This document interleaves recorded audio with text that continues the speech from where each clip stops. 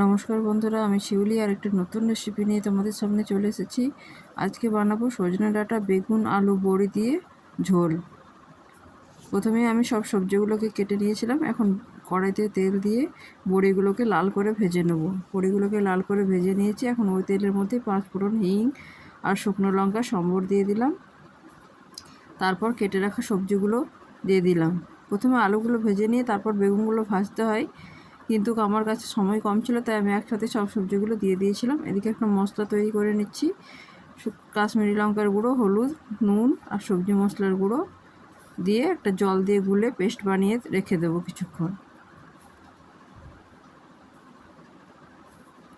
যারা ইউটিউব থেকে দেখছো তারা চ্যানেলটাকে সাবস্ক্রাইব করে দিও, যারা ফেসবুক থেকে দেখছো তারা পেজটাকে ফলো করে দিও। আমার ভিডিও ভালো লাগলে অবশ্যই লাইক কমেন্ট শেয়ার করে দিও।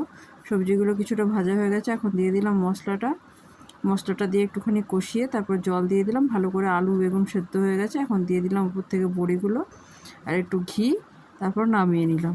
গরম ভাতের সাথে খেতে খুবই ভালো লাগে। তোমরা বাড়িতে অবশ্যই ট্রাই করো। রেসিপিটা ভালো লাগলে অবশ্যই লাইক কমেন্ট শেয়ার করে